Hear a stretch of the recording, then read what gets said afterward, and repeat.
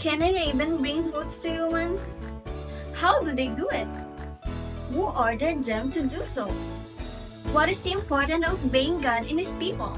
Shalom, kids! Come and let's listen to the story from the Bible entitled Elijah and the Crowd. 1 King chapter 17, verse 1 to 19. In the beginning, there was a prophet named Elijah. He lived in Tishbite, who was part of Gilead.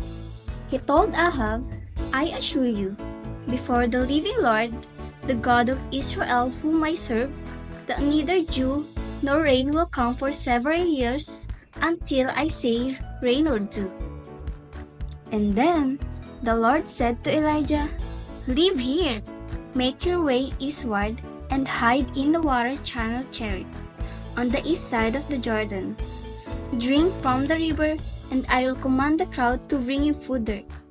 Elijah obeyed the Lord's command, and he went to the channel Cherith in Jordan and lived there.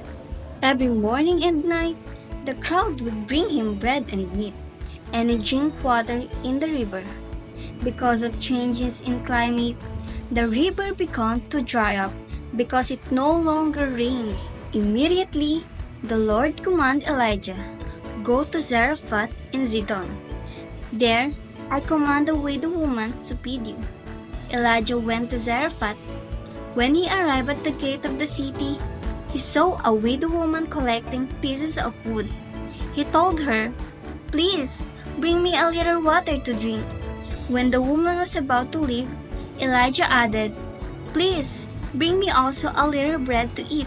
The widowed woman said, I am telling the truth in front of the living God, that I have no more bread.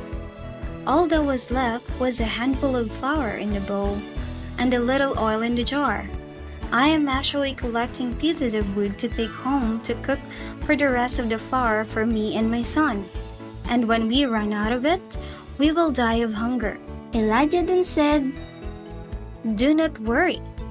Go home and do what you said.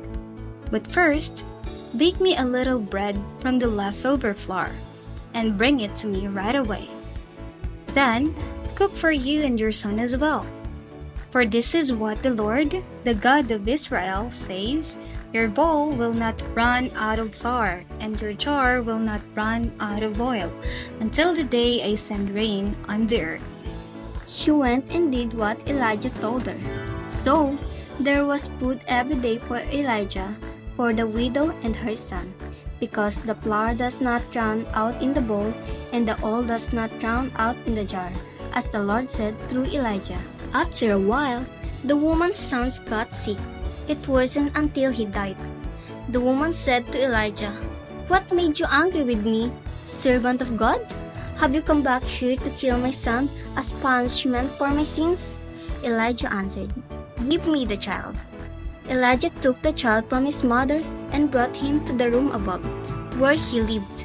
He laid the child on his bed and he prayed. And that is the end of our story. What are the lessons we should learn? Trust the power of God and obey His commandments. As children of our parent, let us be obedient so that we can be successful in life.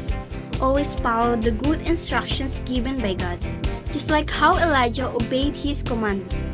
As we have learned, in the whole life of Elijah, he was neither thirsty nor hungry because he always trusted God, and indeed, he was blessed and protected by God.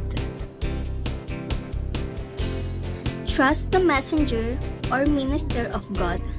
Children, we must not only trust God, but also His servant or messengers like our Manaim and like the widow who begged during the trial of Prophet Elijah. Even at young age, let's trust and obey the people of God through our church, just like our ministers. They are just given to us by God to strengthen our faith and support us in our lives as children of God. Our memory verse can be read at Psalm chapter 33, verse 4, New International Version. For the word of the Lord is right and true. He is faithful in all He does. Thank you so much, Pamana Kid. See you next time. Miss Pa!